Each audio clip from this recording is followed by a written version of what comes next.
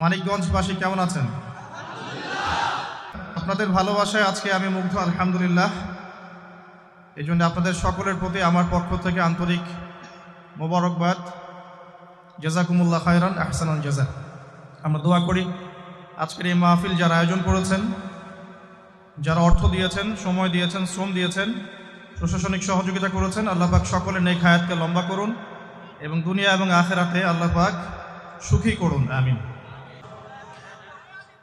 আচ্ছা, তবে আজকে আমরা পবিত্র কোরআন এবং সুন্নাহ থেকে ভালোবাসা সংক্রান্ত আলোচনা করব ইনশাআল্লাহ। চলবে তো ইনশাআল্লাহ?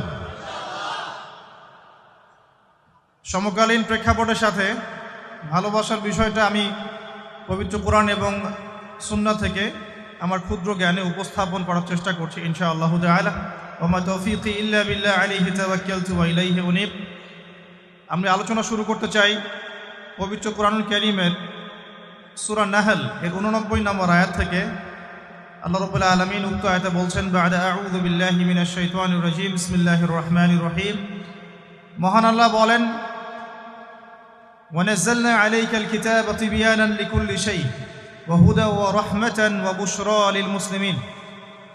আল্লাহ রাব্বুল আলামিন বলছেন, হে নবী মুহাম্মদ সাল্লাল্লাহু আলাইহি ওয়াসাল্লাম, আমি তোমার প্রতি এমন একটা কিতাব নাজিল করেছি যে কিতাবটা হচ্ছে তিবিয়ানান লিকুল্লি শাই, প্রত্যেকটা বিষয়ের ব্যাখ্যা, ওয়া হুদান, এবং একই সাথে এই কিতাবটা হচ্ছে হেদায়াত, ওয়া রাহমাতান, এবং দয়া, অনুগ্রহ, ওয়া বুশরা লিল মুসলিমিন, এবং মুসলিম জাতির জন্য এই কিতাবটা হচ্ছে বুশরা বা সুসংবাদ।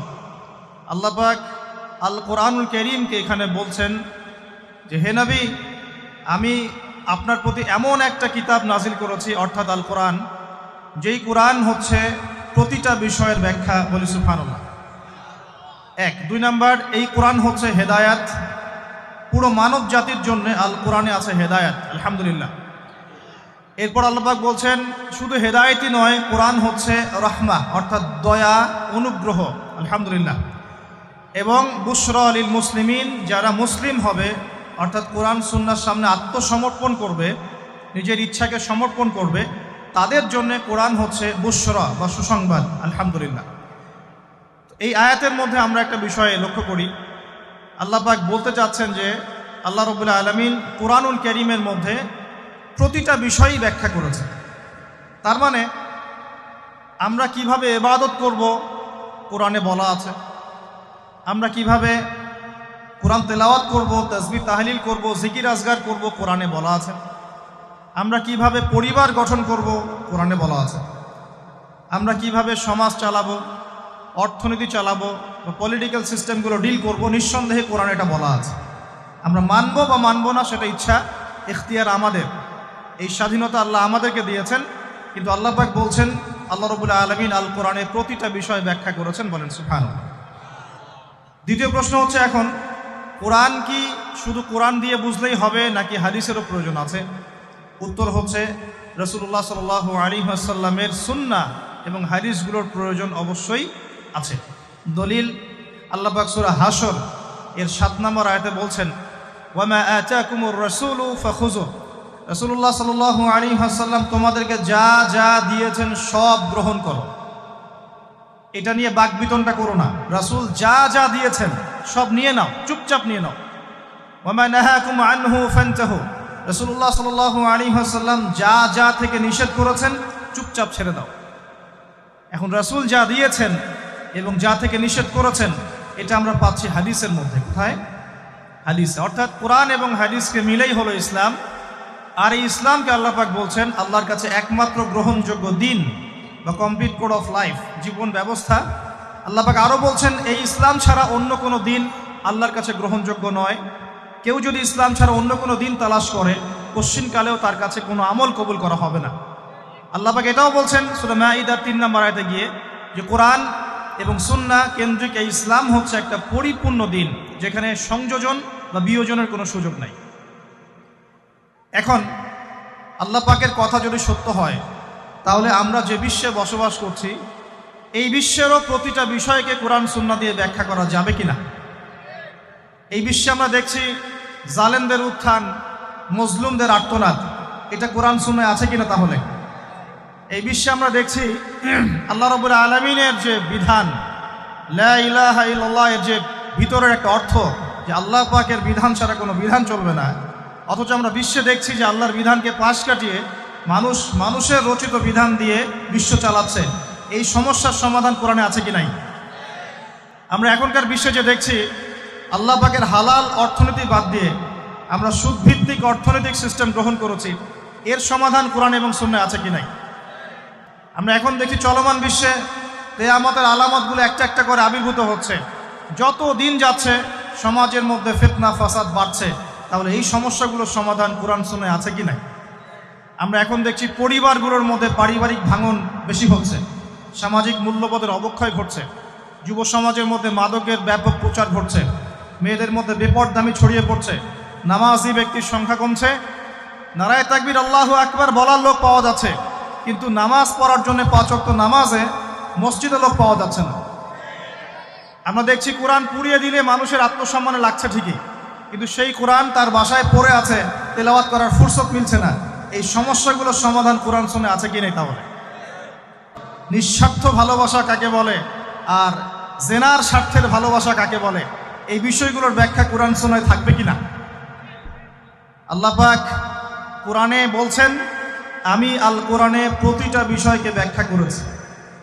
আমরা দেখছি ওয়ার্ল্ডের মধ্যে একটা মুভমেন্ট ছড়িয়ে পড়ছে যার নাম জায়নিস্ট মুভমেন্ট। এই মুভমেন্টের ব্যাখ্যা কোরআন সুন্নাহয় থাকবে কিনা? তাহলে আমরা দেখছি মুসলিম বিশ্বের মধ্যে প্রায় প্রতিটা মুসলিম কান্ট্রিতেই মুসলিমরা আজকে নির্যাতিত। তাহলে এর সমাধান কি কোরআন সুন্নাহয় আছে কি নাই? এখন আপনি যদি চিন্তা করেন যে কোরআন এবং সুন্নাহ জীবনের একটা অংশের হেদায়েত দেয়, তাহলে আমি বলবো আপনাকে আবারও কালিমা শাহাদা সাক্ষ্য দিয়ে মুসলিম হতে হবে। আমার কথা মনে বুঝতে পারছেন না? যদি কোনো মানুষ মনে করে যে কোরআন সুন্নাহয় শুধু আংশিক সমাধান আছে, সামগ্রিক বিষয়ের সমাধান নাই, জীবনের প্রতিটা বিষয়ের সমাধান কোরআন সুন্নাহয় নাই, কারো আকীদা যদি এমন হয়, তাহলে তাকে আবার আশহাদু আল্লা ইলাহা ইল্লাল্লাহ ওয়া আশহাদু আন্না মুহাম্মাদান আবদুহু ওয়া রাসূলুহু এই সাক্ষ্য দিয়ে মুসলিম হতে হবে। কারণ সে এখনো পরিপূর্ণ মুসলিম হতে পারে নাই। কখন হবে? যখন সে এই আকীদা বিশ্বাস পোষণ করবে যে হ্যাঁ, আল্লাহ পাক কোরআনে এবং রাসূলুল্লাহ সাল্লাল্লাহু আলাইহি ওয়াসাল্লাম সুন্নাহয়, কোরআন এবং সুন্নাহয় আমাদের জীবনযাত্রার প্রত্যেকটা সমস্যার সমাধান আছে, এবং এই সমাধানগুলো গ্রহণ করলে পরে বিশ্বে শান্তি আসবে, গ্রহণ না করলে শান্তি আসবে না। এই চিন্তা যদি না থাকে, এই চিন্তাকে নবায়ন করতে হবে। আল্লাহ পাক আমাদেরকে তৌফিক দান করুন। আসুন প্রসঙ্গে আসি। আল্লাহ রাব্বুল আলামিন আমাদেরকে ভালোবাসেন কি না? আচ্ছা, ভালোবাসার প্রয়োজন আছে কি নাই? প্রথম কথা হচ্ছে ভালোবাসা কি? প্রথম শব্দটা হচ্ছে ভালোবাসা কি, সংজ্ঞা কি? ভালোবাসার সংজ্ঞা জানার আগে আমরা আগে জানি যে ভালোবাসা কয় প্রকার। আমরা কোরআন এবং সুন্নাহ স্টাডি করলে দেখতে পারি ভালোবাসা হচ্ছে 2 প্রকার। কয় প্রকার? একটা হচ্ছে নিঃস্বার্থ ভালোবাসা, একটা হচ্ছে স্বার্থকেন্দ্রিক ভালোবাসা। একটা হলো নিঃস্বার্থ ভালোবাসা, একটা হলো কি স্বার্থকেন্দ্রিক ভালোবাসা। আল্লাহ রাব্বুল আলামিন ভালোবাসা সৃষ্টি করলেন কখন? আগে সেখানে আসে। আল্লাহ রাব্বুল আলামিন শুরুতে একা ছিলেন। কয়জন ছিলেন? তাহলে কি এখন তিনি 2 জন? আল্লাহ রাব্বুল আলামিন ছিলেন একা। মনে রাখবেন, কোনো সৃষ্টি একা থাকতে পারে না। আল্লাহ রাব্বুল আলামিন স্রষ্টা, তিনি একা থাকতে পারেন। চিরকুমার সংঘে নাম লেখানো বন্ধ করতে হবে। চিরকুমার সংঘে নাম লেখানো কি করতে হবে? বন্ধ করতে হবে। এখন এই সিলসিলা চলছে দেখি। একা একাই মেয়েরা জীবনযাপন করতে চায়, কোনো কোনো ক্ষেত্রে একা একা ছেলেরা জীবনযাপন করতে চায়। তো এই একাকী মানুষ থাকতে পারে না। সৃষ্টির পক্ষে একা থাকা সম্ভব নয়, স্রষ্টার পক্ষে সম্ভব। আল্লাহ রাব্বুল আলামিন একা ছিলেন, আজও একা। যখন কিছুই থাকবে না, আল্লাহ পাক একাই থাকবেন। আল্লাহ পাক সূরা হাদীদের মধ্যে বলছেন, হুয়াল আউয়ালু ওয়াল আখির, আল্লাহ পাক প্রথম, ওয়াল আখির আল্লাহ পাক শেষ, ওয়া যাহির আল্লাহ পাক প্রকাশ্য, ওয়াল বাতিন আল্লাহ পাক গোপন, ওয়া হুয়া বিকুল্লি শাইইন আলিম, আল্লাহ পাক প্রত্যেকটা বিষয় সম্পর্কে সম্যক জ্ঞানী। তাহলে এই আয়াত থেকে বুঝতে পারছি যখন কিছুই ছিল না আল্লাহ পাক ছিলেন, আবার যখন কিছুই থাকবে না কে থাকবেন? এমন তো আল্লাহ সূরা আর রহমানে বলেছেন, কুল্লু মান আলাইহা বলেন, কুল্লু মান আলাইহা, সব কিছু কি হবে? ফানা হয়ে যাবে। ফানা মানে একদম ধ্বংস হয়ে যাবে। ওয়ায়াবকা ওয়াজহু রাব্বিকা যুল জালালি ওয়াল ইকরাম, কি বাকি থাকবে? আল্লাহ রাব্বুল আলামিনের সত্তা বাকি থাকবে। এখন আসুন, এবার আল্লাহ পাক কি করলেন? আল্লাহ রাব্বুল আলামিন সর্বপ্রথম আরশে আজিম সৃষ্টি করেছেন। কি সৃষ্টি করেছেন? আরশে আজিম। এবং আরশটা ছিল পানির উপরে। সূরা হুদের মধ্যে আল্লাহ বলেছেন, কানা আরশুহু আলাল মা, আল্লাহ পাকের আরশটা ছিল পানির উপরে। এখন কোথায় আছে তাহলে? এখনো পানির উপরেই আছে। কোথায় আছে? আচ্ছা, কুরসি এবং আরশের মাঝখানে একটা মহাসাগর আছে। কি আছে? এই মহাসাগরের গভীরতা হচ্ছে 500 বছরের পথ। কত বছর? আমরা এখন বিশ্বাস করব না, কারণ নাসা এখন আবিষ্কার করে নাই, তাই না ভাই? নাসার নাম তো শুনেছেন। নাসা এখনকার বিশ্বের খোদা হয়ে গেছে, নাউজুবিল্লাহ। ও যা বলে মানুষ তাই বিশ্বাস করে। ও যদি বলে মঙ্গল গ্রহে পানি আছে, বিশ্ববাসী বলবে হ্যাঁ পানি আছে। ও যদি বলে মঙ্গল গ্রহে পানি নাই, বিশ্ববাসী বলবে হ্যাঁ মঙ্গল গ্রহে কোনো পানি নাই। ও যদি বলে যে অনেক দূরের কোনো গ্রহের মধ্যে এলিয়েন আছে, বিশ্ববাসী বলবে হ্যাঁ এলিয়েন আছে, এলিয়েন আছে। কিন্তু আল্লাহ পাক যদি বলেন যে আল্লাহ পাক মহাবিশ্বের মধ্যে মালাইকা সৃষ্টি করেছেন, বিশ্ববাসী বিশ্বাস করে না যে ফেরেশতা বলে কিছু আছে। আমি কি বুঝাতে পারছি? এটা হচ্ছে শিক্ষা কেন্দ্রিক শিরক। শিক্ষা এবং জ্ঞান কেন্দ্রিক শিরকের মধ্যে আমরা লিপ্ত হয়েছি এখন।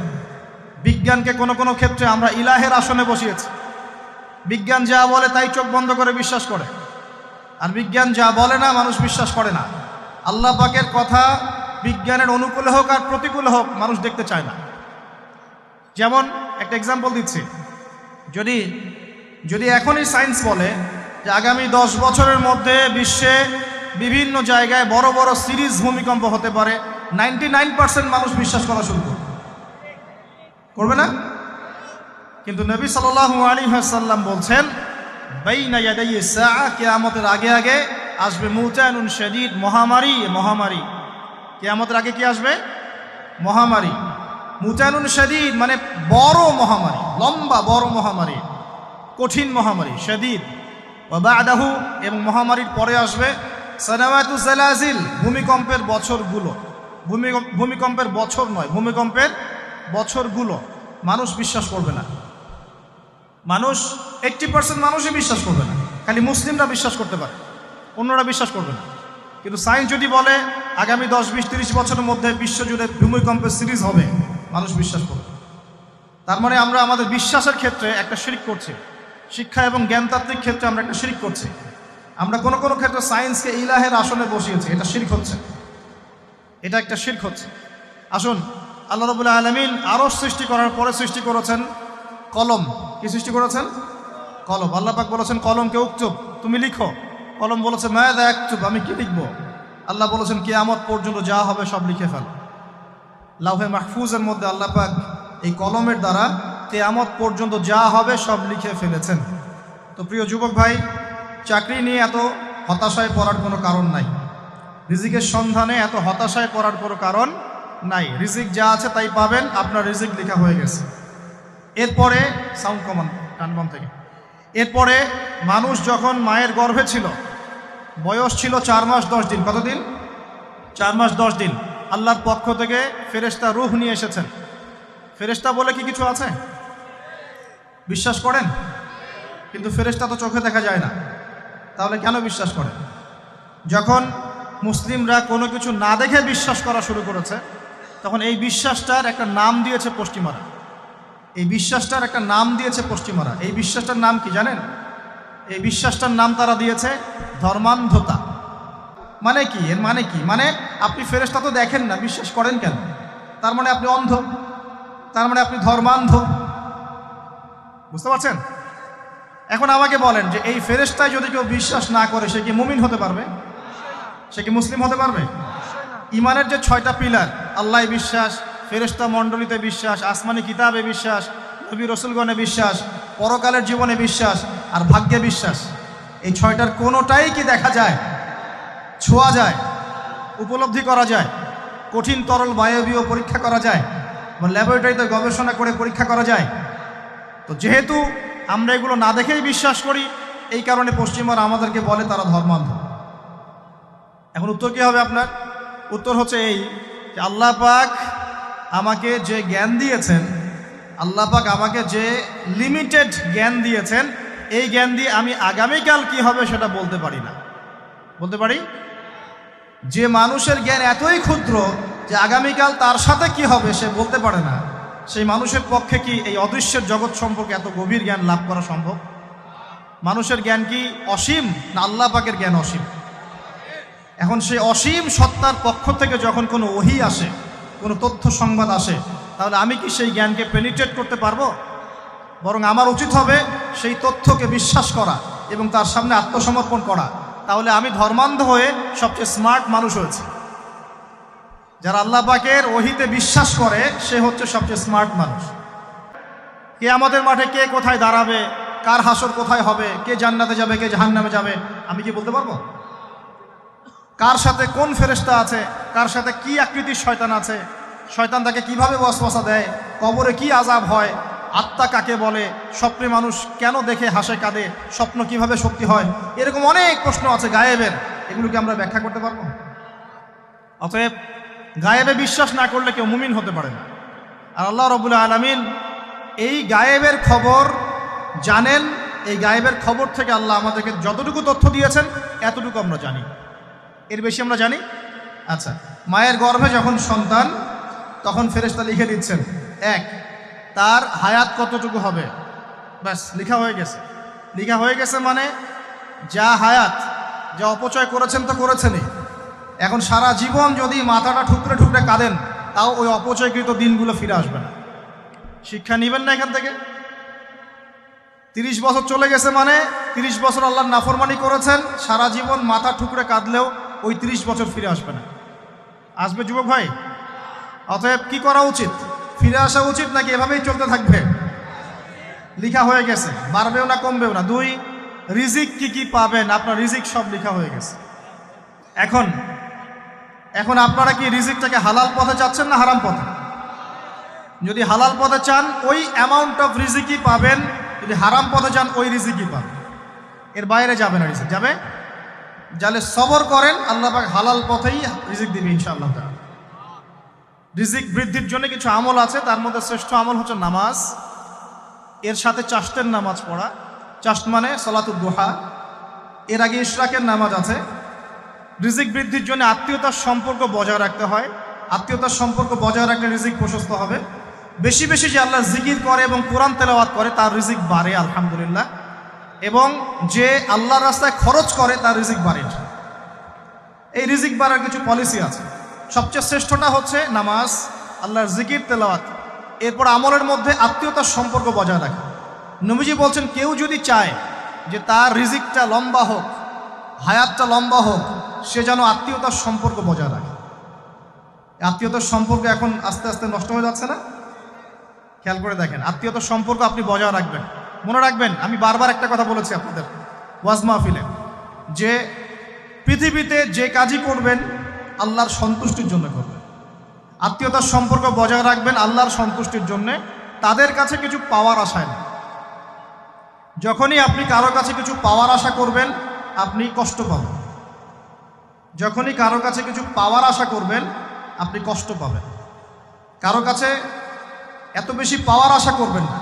কার কাছে পাওয়ার আশা করবেন? আল্লাহর কাছে, যে আমি এই কাজটা করছি, আল্লাহ আমাকে পুরস্কার দিবে ইনশাআল্লাহ। আমি আত্মীয়তার সম্পর্ক বজায় রাখছি কেন? আল্লাহর কাছে রিজিকে বরকতের আশায়, আল্লাহর সন্তুষ্টির জন্য। মনে রাখবেন প্রিয় ভাইয়েরা, আমল কবুল হওয়ার শর্ত মোটামুটি 3টা। কয়টা? 1 নাম্বার, আমলগুলো হতে হবে আল্লাহর সন্তুষ্টির জন্য। 1। 2 নাম্বার, আমলটা হতে হবে রাসূলুল্লাহ সাল্লাল্লাহু আলাইহি ওয়াসাল্লামের পদ্ধতিতে, অন্য কারো পদ্ধতিতে নয়। 3 নাম্বার, আমলটা করার জন্যে আপনার রিজিকটা হতে হবে হালাল। হারাম রিজিকের আমল আল্লাহর কাছে কবুল হয় না। আল্লাহ পাক আমাদের সবাইকে হালাল রিজিকের ব্যবস্থা করে দিন এবং রিজিকটাকে প্রশস্ত করুন, আমিন। তো রিজিক লেখা হয়ে গেছে 2। 3 নাম্বার, লেখা হয়ে গেছে এ ব্যক্তি কি কি কাজ করবে দুনিয়ায়। এ ব্যক্তি দুনিয়ায় কি কি কাজ করবে সব লেখা হয়ে গেছে। এখন যদি একটা চোর বলে যে আল্লাহ পাক আমার তাকদিরে লিখেছিলেন যে আমি চুরি করব, তাই আমি চুরি করেছি। এখন যদি একজন ধর্ষক বলে আল্লাহ আমার তাকদিরে লিখেছিল যে আমি ধর্ষণ করব, তাই ধর্ষণ করেছি। এখন যদি যারা এই জনগণের কিছু সম্পদ আত্মসাৎ করে খেয়ে ফেলছে, তারা যদি বলে আল্লাহ তাকদীরে লিখছিলেন জন্যই দুর্নীতি করেছি, তাহলে কথাটা কি হবে? গ্রহণযোগ্য হবে? এখন যদি দলিল দেয় তাকদীরে তো লেখা ছিল। এই আকীদাটার নাম হচ্ছে জাবারিয়া আকীদা। কি আকীদা?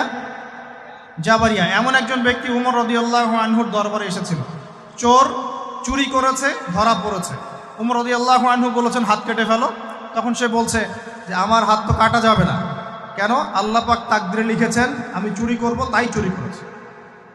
তো উমর রাদিয়াল্লাহু আনহুর সামনে এই কথাটা বলেছে। আর উমর রাদিয়াল্লাহু আনহু কি বিচক্ষণ মানুষ ছিলেন না বোকাশোকা ছিলেন? বলেন, তার মতো শাসক পাওয়া যাবে? তার মতো আরো একজন শাসক আসবে ইনশাআল্লাহ পৃথিবীতে। তার নাম কি? নবী ঈসা আলাইহিস সালাম ইনশাআল্লাহ তাআলা। এবং তার আগে আরো একজন ইমাম আসবেন। তার নাম কি? তার নাম হচ্ছে মুহাম্মদ। কি নাম? তার নাম মুহাম্মদ, তার উপাধি হচ্ছে মাহদি। কখন আসবেন? যখন পৃথিবীতে যুদ্ধ বিগ্রহ ছড়িয়ে পড়বে, ব্যাপক আকারে মালহামা চলবে, তখন আসবেন। কাদের পক্ষে আসবেন? মুসলিমদের পক্ষে। কি উদ্দেশ্যে আসবেন? সারা বিশ্বে জুলুম তুলে ফেলার জন্য। এবং আরেকটা কি উদ্দেশ্য? ওই জেরুজালেম উদ্ধার করার জন্য। কোন জেরুজালেম? যেটা এখন ইহুদিরা দখল করে আছে। চারপাশে আরবরা, মাঝখানে ও কেমন করে দখল করে আছে? আরবদেরকে হাতের মুঠোয় নিয়ে নিয়েছে। এই কারণে মুনাফিকদের উপর টিকে আছে সে, এবং তার পশ্চিমা মিত্রদের উপর টিকে আছে। ঈসা আলাইহিস সালাম কেন আসবেন? এই জায়গাটা পুনরুদ্ধার করার জন্য। ঈসা আলাইহিস সালাম কি পরাজিত হবেন না বিজয়ী হবেন? কত বছর বিশ্ব শাসন করবেন? 40 বছর। এগুলো হবে বিশ্বে, এগুলো হওয়া এখনো বাকি আছে। আরও কি হবে? মুসলিমরা কনস্ট্যান্টিনোপল আবার জয় করবে। এই কনস্ট্যান্টিনোপলের মধ্যে ফিতনা দেখা দিবে অচিরেই, মুসলিমরা ওইটা আবার দখল করবে ইনশাআল্লাহ তাআলা। আরও কি হবে? বললাম ভূমিকম্পের বছরগুলো আসবে সামনে, এবং মুতায়নুন শাদীদ, মহামারীও আসবে। আরও কি? বড় বড় 3টা ভূমিকম্প বাকি আছে এখনো। আগে বলেছি লেকচারে, একটা পৃথিবীর পূর্বে, একটা পশ্চিমে, একটা মাঝখানে। এগুলো এখনো বাকি আছে। বিশ্বে অনেক কিছু হওয়া এখনো বাকি আছে। এখন যা দেখছি এগুলোই স্বপ্ন, এগুলো চলে যাবে। সময় কি হবে? চলে যাবে। আরও নতুন সময় আসবে ইনশাআল্লাহ তাআলা। আমাদের দায়িত্ব কি? আমাদের দায়িত্ব পরিস্থিতি বুঝে দিন ধরে রাখা, আমল করা, এবং মানুষকে দিনের দিকে আহ্বান করা। আমরা যদি দায়িত্ব পালন না করি তাহলে কি হবে? আল্লাহ পাক আমাদেরকে সরিয়ে দিয়ে নতুন কওম নিয়ে আসবে। আল্লাহ পাক সূরা মুহাম্মাদে বলেছেন, ওয়া ইন তাতাওয়াল্লাউ, তোমরা যদি মুখ ফিরিয়ে নাও, ইয়াস্তাবদিল কওমান গায়রাকুম, আল্লাহ পাক নতুন কওমকে তোমাদের জায়গায় স্থলাভিষিক্ত করবেন। সুম্মা লা ইয়াকুনু আমসালাকুম, তারা তোমাদের মতো হবে না, মানে আমাদের মতো অপদার্থ হবে না। উম্মার বিজয়ের শর্ত কি? আল্লাহ সূরা মুহাম্মাদেই বলেছেন, ইন তানসুরুল্লাহ ইয়ানসুরুকুম, তোমরা আল্লাহর দ্বীনকে সাহায্য করো, তবেই আল্লাহ তোমাদেরকে সাহায্য করবে। ওয়া ইউসাব্বিত আকদামাকুম, তোমাদের পা আল্লাহ দৃঢ় করে রাখবেন। আমরা আল্লাহকে সাহায্য না করলে আল্লাহ পাক আমাদেরকে সাহায্য করবেন না। সিম্পল। আল্লাহ পাক সূরা রা'দের মধ্যে বলছেন, ইন্নাল্লাহা লা ইউগাইয়িরু মা বিকওমিন হাত্তা ইউগাইয়িরু মা বিআনফুসিহিম, আল্লাহ পাক কোনো কওমের অবস্থা ততক্ষণ পরিবর্তন করেন না যতক্ষণ না সেই কওম তার নিজের অবস্থার পরিবর্তনের চেষ্টা করে। তাহলে আমাদের পরিবর্তন কেন হচ্ছে না? কারণ আমরা নামাজ ছেড়ে দিয়েছি। 90% মুসলিমের দেশে কত পার্সেন্ট নামাজ পড়ে চিন্তা করে দেখবেন। আমরা কোরআন ছেড়ে দিয়েছি। 90% মুসলিমের দেশে কত পার্সেন্ট বিশুদ্ধ করে কোরআন তেলাওয়াত করতে পারে? একটু খোঁজ নিয়ে দেখবেন। কোরআন শুমারি করে দেখেন, নামাজ শুমারি করে দেখেন, তাহলে বুঝতে পারবেন। আর যারা কোরআন পড়তে জানে তাদের মধ্যে কত পার্সেন্ট কোরআনের অর্থটা বোঝে, এটা আরও বড় বিষয়। তারপরে আবার কারা মেনে চলে, এটা আরও বড় বিষয়। আর আমরা কতজন মানুষ দিন ইসলামকে সামগ্রিক দিন হিসেবে মানি, এটাও একটা বড় বিষয়। আমরা মানি ঠিকই, আংশিক। যেমন ইবাদত বন্দেগীর জীবনে মুসলমান, অর্থনৈতিক জীবনে গিয়ে আবার সুদখোর, এমন না বিষয়টা? ইবাদত বন্দেগীর জীবনে আমি পাক্কা মুসলিম, কপালে সেজদার দাগ আছে মাশাআল্লাহ, দাড়ি টুপিও আছে মাশাআল্লাহ, কিন্তু ব্যবসায় গিয়ে মাপে কম দিচ্ছি না, ব্যবসায় গিয়ে আমি হারাম ভেজাল দিচ্ছি কিনা, এরকম হচ্ছে কিনা? হচ্ছে। কিন্তু সে কিন্তু মুসলিম এবং নামাজও পড়ে। তা আমাদের সমস্যা ভাই এখানেই। এখন এই সমস্যাটা সলভ করলে ইনশাল্লাহ সব সমস্যা সলভ হয়ে যাবে ইনশাল্লাহ। সমস্যাটা কি? আমরা ইসলামটাকে আংশিকভাবে মানি, পরিপূর্ণ জীবনে ইসলাম বাস্তবায়ন করতে পারছি না। আমি আপনি হয়তো কেউই পারছি না। ফখর করলে বলার নাই যে আমি খুব পারছি, আসলে আমিও পারছি। কারণ এই যুগে এটা পারাটা খুব ডিফিকাল্ট। এই যুগে পারাটা কি? খুবই কঠিন। কিন্তু এটাই তো এই যুগের চ্যালেঞ্জ। নবীজি বলেছেন, তোমাদের সামনে এমন যুগ আসছে যে যুগে ইমান ধরে রাখার ধরে রাখাটা হাতের মধ্যে আগুন ধরে রাখার মতো হবে। তবে সুসংবাদ ওই যুগে তাদের জন্যে যারা আমার সুন্নতকে আবার জীবিত করতে পারবে, যে আমার মৃত সুন্নতকে জীবিত করবে, আল্লাহ পাক তাকে 50 জন শহীদ সাহাবীর সমান নেকি দিবে ইনশাআল্লাহ। এটাই আমাদের কাজ। আল্লাহ পাক আমাদেরকে তৌফিক দান করুন। তার মানে তাকদীর লেখা হয়ে গেছে। এবার আল্লাহ রাব্বুল আলামিন কি করলেন? আল্লাহ পাক এই মহাবিশ্ব সৃষ্টি করলেন। হুয়াল্লাযী খালাকাস সামাওয়াতি ওয়াল আরদ ফি সিত্তাতি আইয়াম। কয় দিনে? আল্লাহ পাক পুরো মহাবিশ্ব সৃষ্টি করলেন কয় দিনে? আমাকে বলেন তো, মহাবিশ্বকে আল্লাহ পাক ঘৃণা করে সৃষ্টি করেছেন না ভালোবেসে? তাহলে আল্লাহ পাক কি ভালোবাসার সত্তা নয়? আল্লাহ রাব্বুল আলামিন কি ভালোবাসেন না? আল্লাহ পাকের একটা নামই হচ্ছে গফুর আল ওয়াদুদ, ওয়া হুয়াল গফুরুল ওয়াদুদ। আল্লাহ পাক হচ্ছেন ক্ষমাশীল, পরম ক্ষমাশীল এবং প্রেমময়। আল্লাহ পাক তার নাম দিয়েছেন আল ওয়াদুদ, মানে প্রেমময়। আল্লাহ পাক ভালোবাসেন কি না? তাহলে এই পুরো মহাবিশ্ব সৃষ্টি করে আল্লাহ পাক কি মহাবিশ্বের মধ্যে ভালোবাসা ছড়িয়ে দেন নাই? আল্লাহ রাব্বুল আলামিন 6 দিনে মহাবিশ্ব সৃষ্টি করে মহাবিশ্বের সব জায়গায় যার যার কাজ তাকে বুঝিয়ে দিলেন। কোন গ্রহ কি কাজ করবে, কোন সৌরজগৎ কেমন করে চলবে, দুনিয়া কিভাবে ঘুরবে, সূর্য কিভাবে উঠবে, চাঁদ কিভাবে আসবে, কোন মাখলুক কি কাজ করবে, ফেরেশতাদের কাজ কি হবে, ইত্যাদি ইত্যাদি। আল্লাহ পাক সমস্ত কাজ বুঝিয়ে দিলেন। সূরা আলিফ লাম মিম সেজদা, হামিম সেজদার মধ্যে আছে, পড়ে দেখুন। আল্লাহ পাক পুরো মহাবিশ্বের দায়িত্ব বন্টন করে দিলেন। এবার আল্লাহ রাব্বুল আলামিন কি করলেন শোনেন। আল্লাহ রাব্বুল আলামিন বলছেন, এই পুরো মাখলুক কায়নাত সৃষ্টি করার পর আল্লাহ পাক তার রহমতকে 100 ভাগে ভাগ করলেন। কত ভাগে? আল্লাহ পাকের দয়া, রহমত, ভালোবাসাকে 100 ভাগে ভাগ করলেন। ভাগ করে 1 ভাগ, মাত্র 1 ভাগ আল্লাহ পাক পুরো মহাবিশ্বে ছড়িয়ে দিলেন। বলেন সুবহানাল্লাহ। বাকি 99 ভাগ রহমত আল্লাহ পাক তার কাছে রাখলেন। এই 1 ভাগ ভালোবাসার কারণেই, এই 1 ভাগ ভালোবাসার কারণেই এই যে সন্তান কান্না করলে মায়ের বুক ফেটে যায়, সন্তান অসুস্থ হলে বাবার বুক ফেটে যায়, যেই বাবা সহজে চোখের পানি কাউকে দেখায় না, সেই বাবা জায়নামাজে দাঁড়িয়ে চোখের পানি ছাড়তে থাকে। এই 1 ভাগ রহমতের কারণে আমরা দেখি যে রাস্তার কুকুর পর্যন্ত তার বাচ্চাকে চাটে, আদর করে, মহব্বত করে। এই 1 ভাগ রহমতের কারণে আমরা আমাদের স্ত্রীদেরকে মহব্বত করি, স্ত্রীকে সুখে রাখার জন্য জীবনটা পর্যন্ত বিলিয়ে দেয়। সকাল থেকে রাত পর্যন্ত কোনো কোনো ক্ষেত্রে হারাম পথে যেটাও দ্বিধা করি না, স্ত্রী সন্তান সুখে থাক এই আশায়, তাই না ভাই? এই 1 ভাগ রহমতের কারণে, এই 1 ভাগ রহমতের কারণে গাভী দেখবেন, গাভী তার বাচ্চাকে প্রসবের পর চাটে, গাটা চেটে পরিষ্কার করে দেয়। এই 1 ভাগ রহমতে পুরো কায়নাত টিকে আছে। আর নবী সাল্লাল্লাহু আলাইহি ওয়াসাল্লাম বলছেন, বাকি 99% রহমত আল্লাহ পাক তার কাছে রেখেছেন। এই রহমত এবং ভালোবাসা দিয়ে আল্লাহ পাক কিয়ামতের মাঠে মানুষকে মাফ করবে ইনশাআল্লাহ। বলেন আল্লাহু আকবার। তার মানে আমরা আশা করতে পারি ইনশাআল্লাহ তাআলা আমরা আল্লাহর জান্নাত পাবো ইনশাআল্লাহ। পাবো কি না? শুধু একটা কাজ যদি উম্মত করতে পারে জান্নাত পাবে। বলে দেব কোনটা? অনেক কাজই আছে, কিন্তু স্পেশাল একটা কাজ, একটা। আল্লাহ রাব্বুল আলামিন মেরাজের রাতে তার নবীকে উঠিয়ে নিয়েছিলেন, উঠিয়ে নিয়ে কাছে নিয়ে আসছেন, একদম কাছে, আর যে আরশের কাছাকাছি। নবী সাল্লাল্লাহু আলাইহি ওয়াসাল্লাম বলছেন, ওই সময় তার উপর 3টা স্পেশাল ওহী করা হয়েছে। কয়টা? 3টা। একটা হচ্ছে 50 ওয়াক্ত নামাজ। কত ওয়াক্ত? এটা কমতে কমতে কমতে কত ওয়াক্ত হয়েছে? 5। 5কেও কমানোর জন্য কোন নবী বলছিলেন? মুসা আলাইহিস সালাম বলছেন 5ও পারবে না, কমায় নিয়ে আসেন। 5ও যে পারবে না, মুসা আলাইহিস সালাম কেমন করে জানলেন? তার উম্মত 2 ওয়াক্ত নামাজ ফরজ। কয় ওয়াক্ত নামাজ ফরজ ছিল? ওই 2 ওয়াক্ত তার আদায় করতে পারে নাই। এই অভিজ্ঞতা থেকে তিনি বলেছেন যে আপনার উম্মত 5 ওয়াক্ত পারবে না। সত্যি না মিথ্যা কথাটা? আসলেই কি উম্মত 5 ওয়াক্ত নামাজ পড়তে পারছে? আচ্ছা, যাই হোক, আল্লাহ পাক আমাদেরকে পড়ার তৌফিক দান করুন। দ্বিতীয় ওহী হচ্ছে সূরা বাকারার শেষের 3টা আয়াত। কয় আয়াত? সূরা বাকারার শেষের 3 আয়াত ওহী করেছেন কে? আল্লাহ রাব্বুল আলামিন। কোন ব্যক্তি যদি রাতের বেলা সূরা বাকারার শেষের 3টা আয়াত পড়ে সারা রাত ইবাদত করার নেকি পাবে ইনশাআল্লাহ। আর 3 নাম্বারটা হচ্ছে স্পেশাল, সেটা হচ্ছে আল্লাহ পাক বলেছেন, হে মুহাম্মদ সাল্লাল্লাহু আলাইহি ওয়াসাল্লাম, বলেন সাল্লাল্লাহু আলাইহি ওয়াসাল্লাম, তোমার উম্মতের কোনো ব্যক্তি যদি আসমান জমিনের সমান গুনাহ নিয়ে আমার সামনে দাঁড়ায়, আসমান জমিন সমান গুনাহ নিয়ে আমার সামনে দাঁড়ায়, কিন্তু আমার সাথে শিরকের পাপ নাই, আমার সাথে কোনো শিরকের পাপ করে নাই, ইনশাআল্লাহ আমি আল্লাহ তার সামনে আসমান জমিন সমান ক্ষমা নিয়ে হাজির হব ইনশাআল্লাহ। তার মানে আমরা যদি ইনশাআল্লাহ তাআলা শিরকের পাপ থেকে দূরে থাকতে পারি, ইনশাআল্লাহ আশা করা যায় আমরা আল্লাহর সন্তুষ্টি পাবো ইনশাআল্লাহ। এরপর আল্লাহ রাব্বুল আলামিন কি করলেন?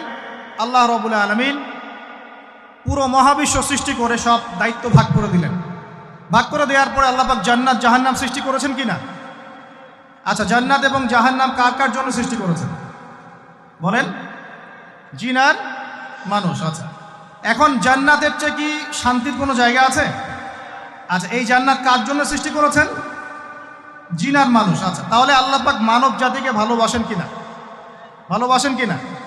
আপনি যখন কাউকে ভালোবাসবেন তাকে সবচেয়ে সুন্দর গিফট দিতে চাইবেন কিনা? তার জন্য সবচেয়ে ভালোটা কিনতে চাইবেন কিনা? আল্লাহ পাক জান্নাত তৈরি করেছেন কাদের জন্য? আমাদের জন্য। তার মানে আল্লাহ পাক আমাদেরকে ভালোবাসেন কিনা? অবশ্যই বাসেন। আল্লাহ রাব্বুল আলামিন জাহান্নামও তো সৃষ্টি করেছেন। এখন যদি বলি যে তাহলে আল্লাহ পাক কি আমাদেরকে ভালোবাসেন না, জাহান্নামে কিভাবে দিবেন? উত্তরটা কি হবে তাহলে? উত্তর হচ্ছে এই যে যদি আল্লাহ না করুক কোনো ব্যক্তি জাহান্নামে যায়, তাহলে বুঝতে হবে সেই ব্যক্তি জাহান্নামে যাওয়ার যোগ্য ছিল বলেই জাহান্নামে গিয়েছে। কথা কি বুঝতে পারছেন? আর যদি কোনো ব্যক্তি জান্নাতে যায় তাহলে বুঝতে হবে সেই ব্যক্তির উপর আল্লাহ পাক দয়া করেছেন বলেই সে জান্নাতে গিয়েছে। মানুষ তার আমল দিয়ে জান্নাতে যেতে পারবে না। মানুষ তার আমল দিয়ে জান্নাতে যেতে পারবে না, আল্লাহর দয়া অনুগ্রহ দিয়ে জান্নাতে যাবে ইনশাআল্লাহ। আল্লাহ পাক আমাদের সবাইকে সেই দয়া অর্জন করার তৌফিক দান করুন। আল্লাহ পাক আমাদের সবাইকে সুস্থতার সাথে রমজানের সবগুলো রোজা রাখার তৌফিক দান করুন। নবীজি বলেছেন এই মাসে যে ইবাদত করে তার গুনাহ মাফ করাতে পারলো না তার জন্য ধ্বংস। বলে নাউজুবিল্লাহ।